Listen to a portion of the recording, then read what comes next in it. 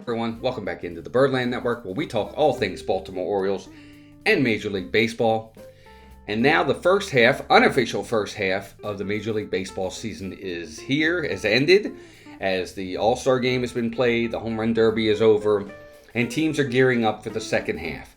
And today I'm going to talk about my predictions, hitting, pitching, and trade deadline predictions for the Orioles in the second half of the baseball season.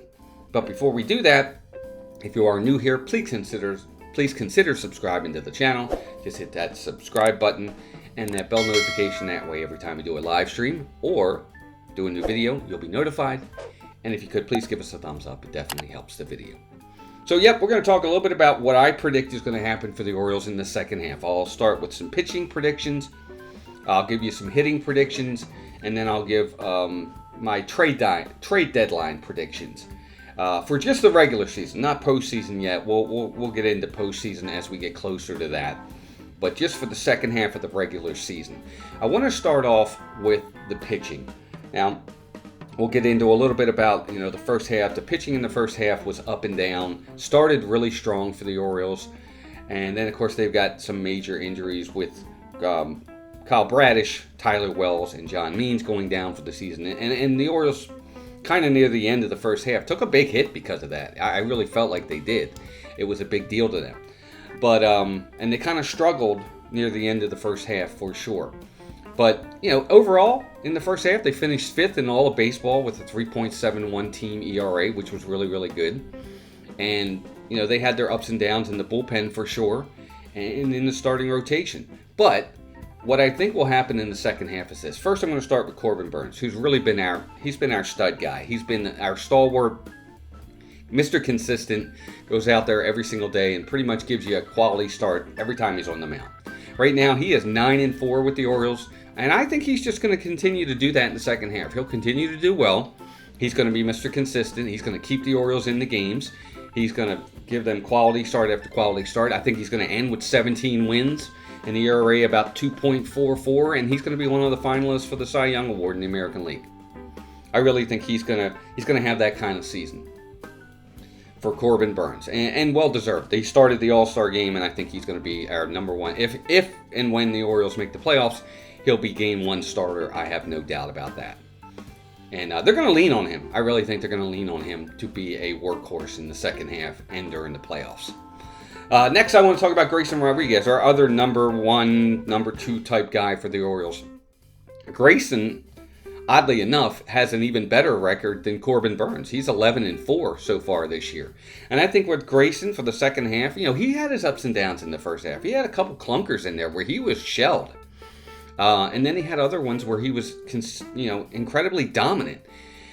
What I think we'll get from Grayson in the second half is a pitcher who's going to continue to grow.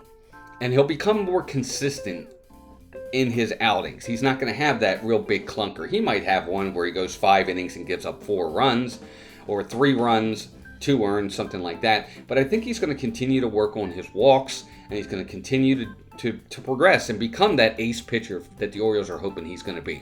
I think he finishes with 18 wins. I actually think he's going to finish with more wins than Burnes already, because he's already at 11, and the Orioles are going to keep him in games. So I think he gets 18 wins. I think he's going to have an ERA of about 3.67. And he's going to get some Cy Young consideration. I don't think he'll be one of the finalists for the Cy Young unless he just goes off in the second half. But I think he'll be right there. As for the bullpen, I think the bullpen's going to get a little bit more on solid ground than they were in the first half of the season. We had a lot of guys come in that were inconsistent. One outing good, one outing bad. One outing good, one outing bad. And I think they're going to be a little bit better in the second half. I think they're going to be on a little bit more solid ground. And I think part of that is because they're going to get help at the trade deadline to help the bullpen. Hopefully they get Danny Colon back in September, if not sooner. That's going to help to shore up that bullpen. Put guys in roles they're comfortable with, they're consistent with. And it's going to give them a little bit more of a solid grounding in the second half. And they're going to be a little bit more, I hate to say it, reliable. Because every time a bullpen guy came in at the end from like June and July, I was always like, I don't know if this guy's going to get the job done. But I think we're going to quell a little bit of that in the second half, and they're going to be better. As for the bottom 3 starters for the Orioles, after Burnes and Grayson Rodriguez, I think they're going to be hit or miss. I really do. I think, Dean Kramer, Albert Suarez, and whoever that fifth starter is going to be, I think they're going to be up and down. They're going to have good starts. They're going to have bad starts. They're going to have good starts. They're going to have bad starts. What I'm hoping is that we get the majority of them are good starts. They don't have to be great starts. Just give us a quality start. Keep us in ball games. And if they can do that 85% of the time, I think it's going to be a big plus for the Orioles in the second half. But I do think they're going to be a hit or miss with those three guys. So that's my pitching predictions. Not anything outlandish, not anything, mind-shattering. I think the pitching is what it is, and I don't think there's too much there that they can really expect from the pitching that they have, other than progressing and hopefully getting better in some aspects. But now let's go on to the hitting, because I really want to talk about the hitting, because it's funny, everybody talks about what bothered them and what upset them and what worries them the most about the first half, and a lot of people say, oh my God, the pitching. Actually, for me, it was kind of the hitting, and I'll get into why I say that. So let's go over some first half numbers for the Orioles. Let's just talk about that last homestand first. We'll start there. The most recent thing that's in everybody's mind. Those last 6 games against the Cubs and the Yankees. The Orioles went 2 for 39. 2 for 39 with runners in scoring position that last homestand before the break. I don't even know how that's even fathomable, to be honest with you. But they did. They only got 2 hits in 39 opportunities, and one of the 2 hits was the Cedric Mullins gift double in the last game that they pulled out because the guy fell down in left field. That is just horrible. I don't even know how that's possible, but it was. 2 for 39. For the first half of the season, with runners in scoring position, they hit 249 as a team collectively. That was 19th in the majors. So they're in the bottom half of the majors with runners in scoring position.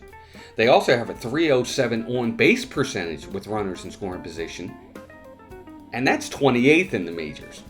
So this team, not only does it not do well with runners in scoring position, but it doesn't even get on base. They don't walk at all.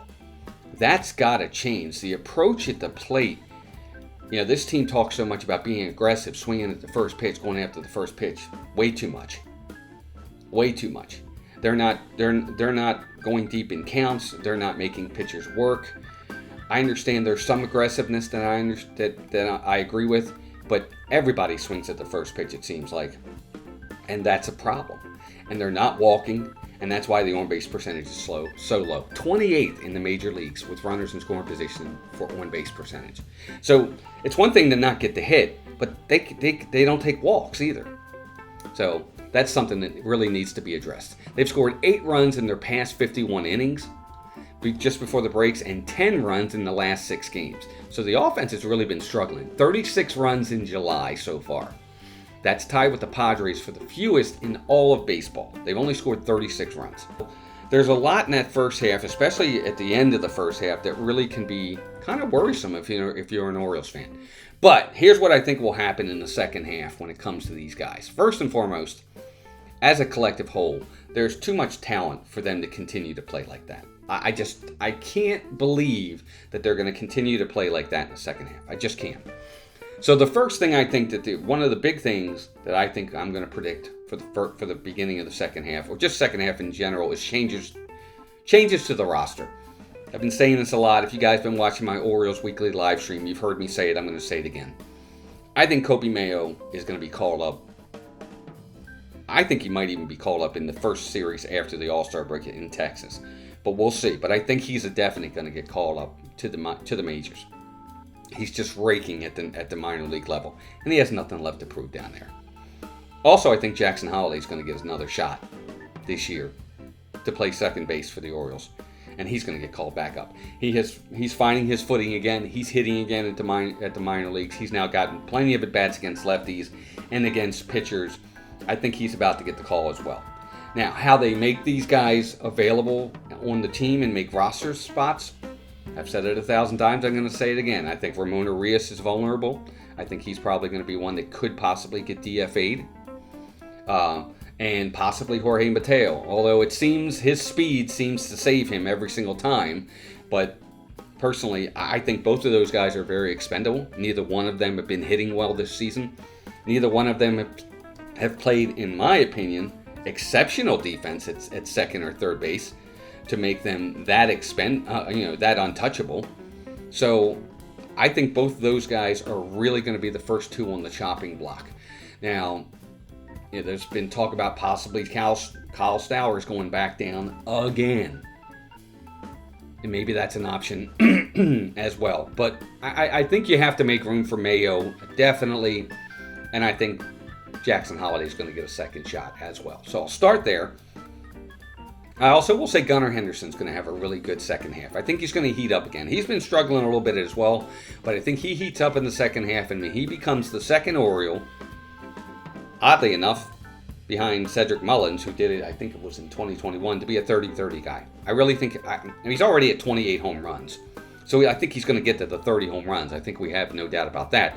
But I think he's also going to run a little bit more in the second half, and I think he's going to get to the 30-30 mark.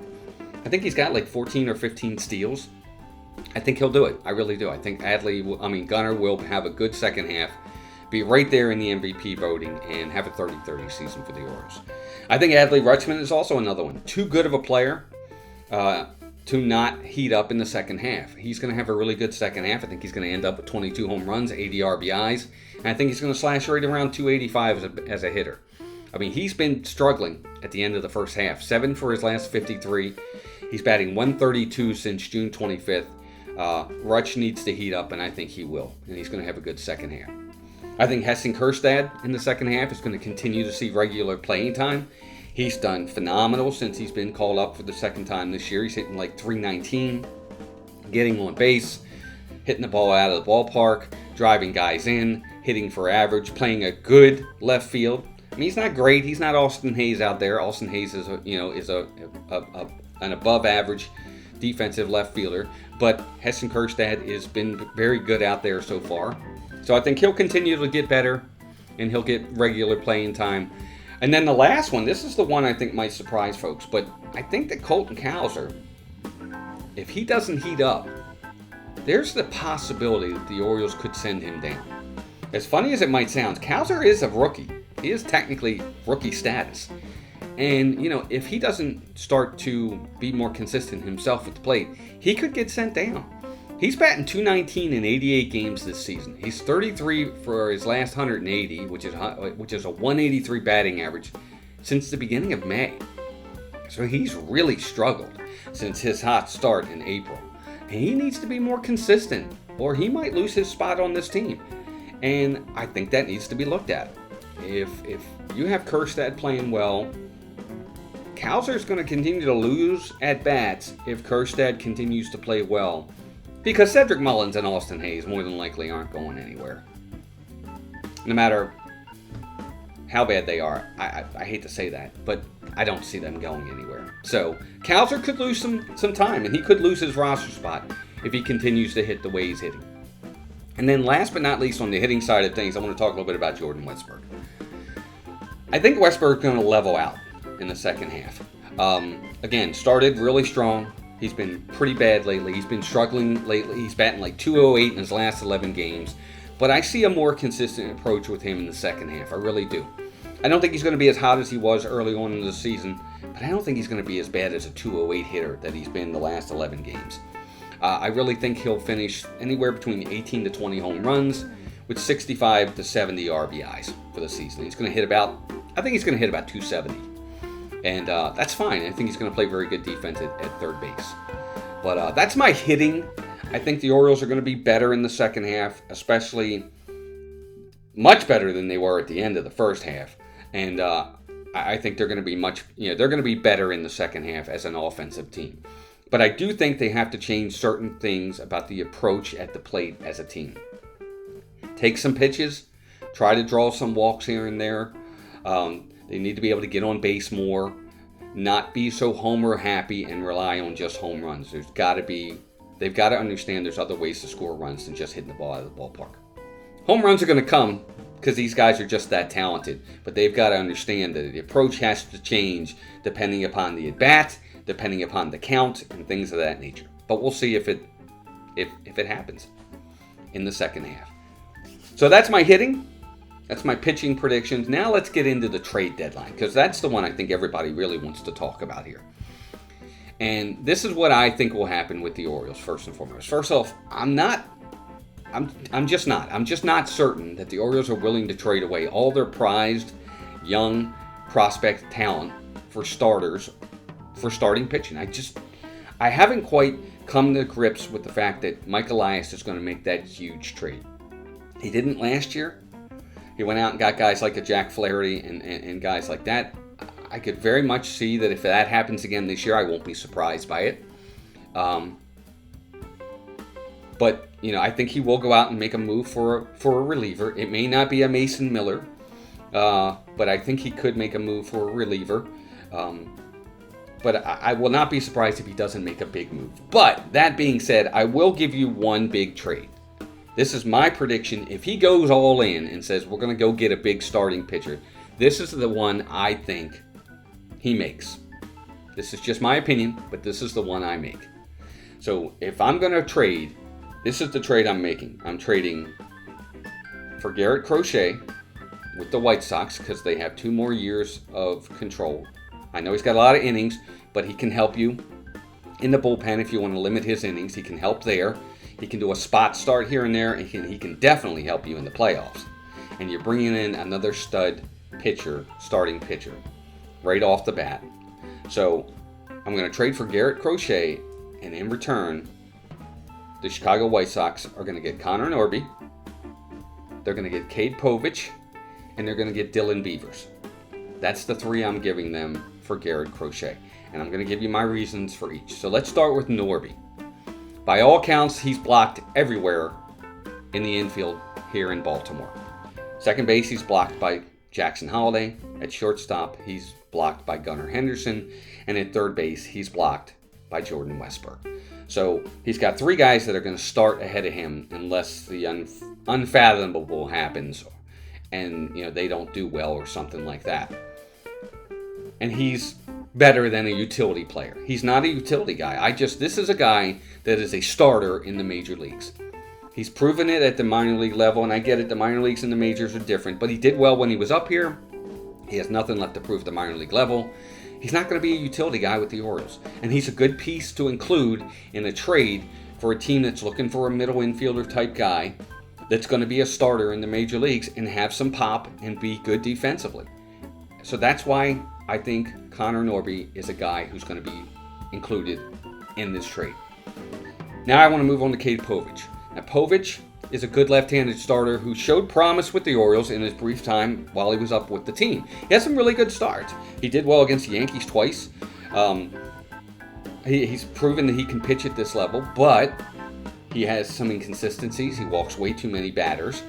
And, he's gotten hit a few times, but he's a rookie. He came up, he had five starts, I think, for the Orioles, and he did okay. He wasn't great, was inconsistent, got hit a few times, and he's got to work on his walks. But the command issues, I think, can get worked out.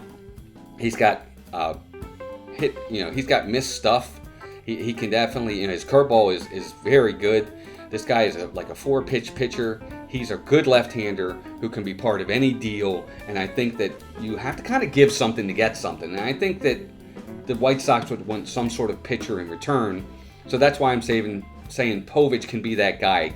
And not that he's expendable, but if you're getting a Crochet back, you can give up that pitcher who's not quite there for someone who is an elite, proven starter, and that's why I'm including Povich in the deal, in my opinion. And then last but not least, this is a guy I think that's under the radar for a lot of fans, but I think he could be a good piece to a puzzle package, and that's Dylan Beavers.